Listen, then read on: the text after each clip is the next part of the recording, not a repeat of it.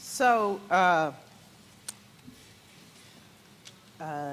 in the excitement, or I don't know, everything that was going on last week, I forgot to do my duty and to honor our 2 practitioner students who successfully 2 weeks ago took their written exam and passed it with flying colors. Saida and Deb Nepper, stand up. Yeah.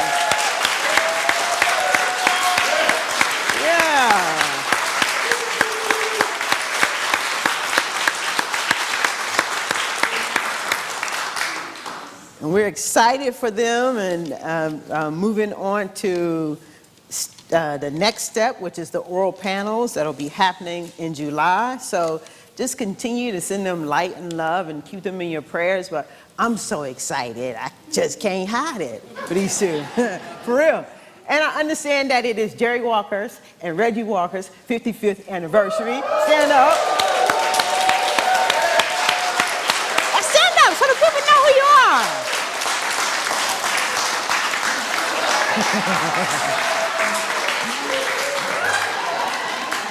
Yeah.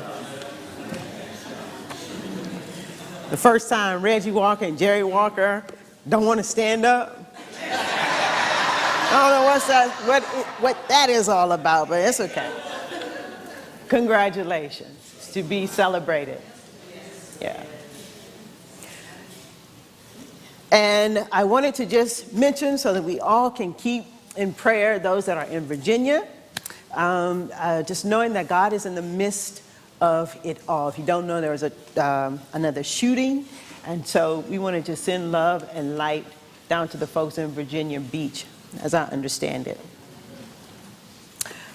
So let us take a moment then to do as we always do, to engage with one another, to be about what we are here to be about, love and honoring the humanity within all. So please stand up, go tell somebody hi, give somebody a hug. Let's do it.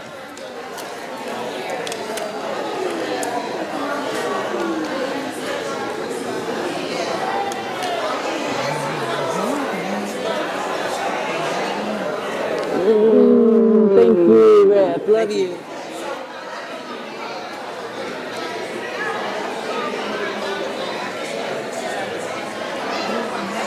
Hi, look at you. How you doing, beautiful? I love you, I love you, I love you. Love you too. Thank you. Thank you.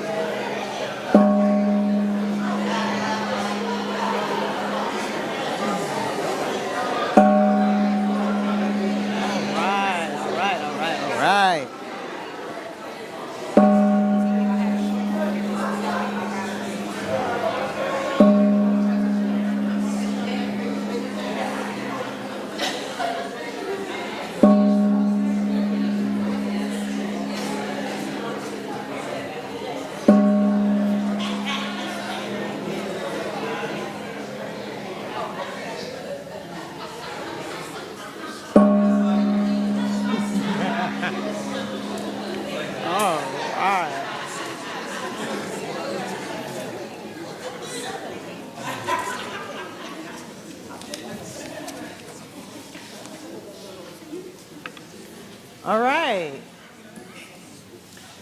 So today and all year, we've been talking about change. And our theme for the month of June is Change the Future. And we're dealing with the following principles today. And if you like, I think there may be copies of our spiritual principles in the back of your chairs.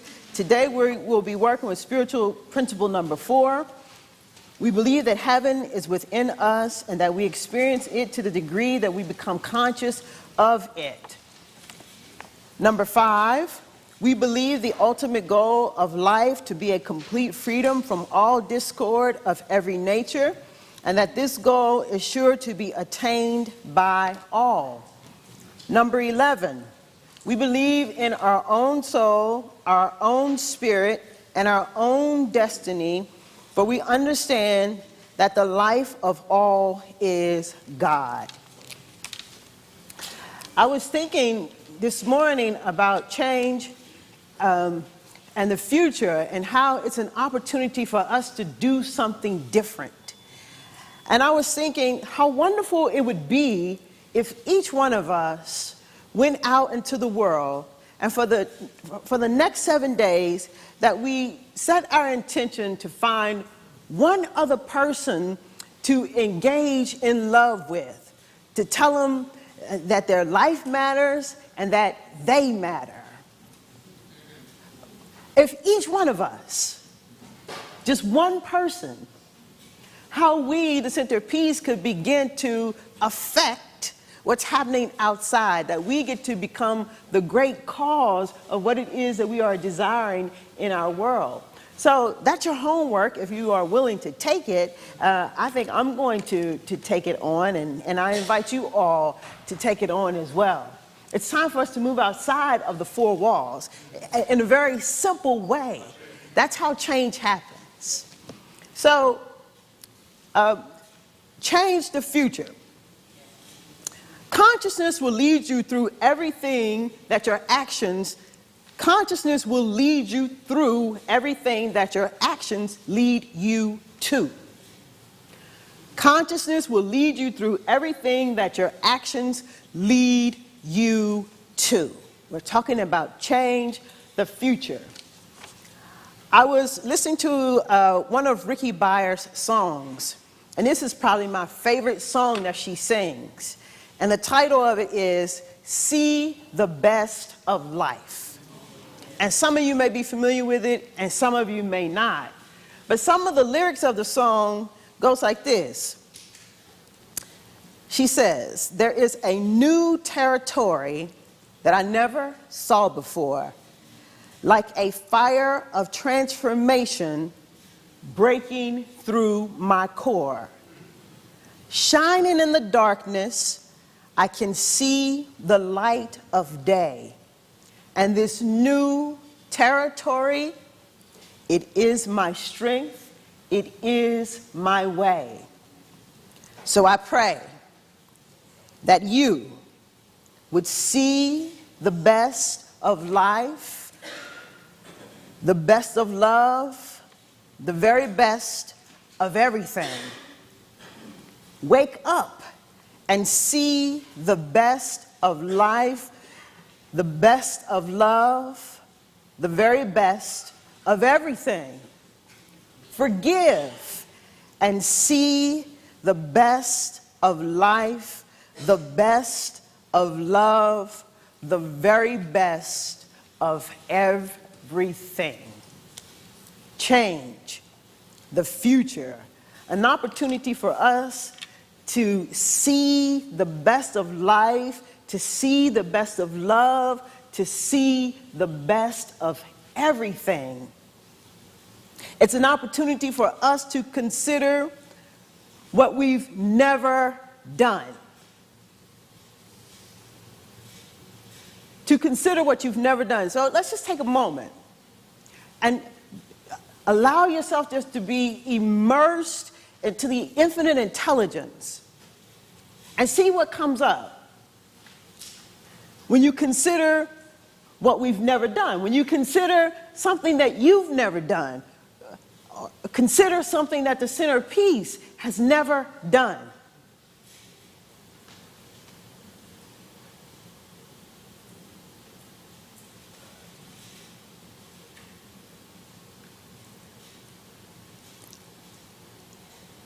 And not only consider it, but then be so moved to take action, to consider what you've never done and to do it. Because there's a whole lot to be done that we've never done. There's a whole lot for you to do that you have not done. So this is an opportunity then for us to disengage from doing what we've always been doing. To stop doing what we've always done. It's also an opportunity for us to decide, if we choose to not do what others are doing. And to perhaps not to believe what others believe. That somehow we take on ourselves and begin to believe ourselves. Ernest Holmes says that instead our identity is spirit, made in the image and likeness, and that it will never grow less, but will always be more of itself. And the more completely conscious we are, the more perfectly we will evolve. That who we really and truly are, this spark of transformation, this light of transformation, who we really are, can never grow less, but will always be more of itself. So now, in order to create then the life that we desire, the future that we desire, we have to be, as Ernest Holmes said, completely conscious. Not a little bit conscious, but completely conscious. Remember, just a moment ago I said that consciousness will lead you through what your actions lead you to. Completely conscious is how you want to enter into it. And we have to be willing to suspend judgment about the past. We have to be able to lay our past down long enough for a new idea to find its way within us. We have to be willing to let our past experiences go. Be willing to not pass judgment about our past experiences, and about people who's a part of our past experiences.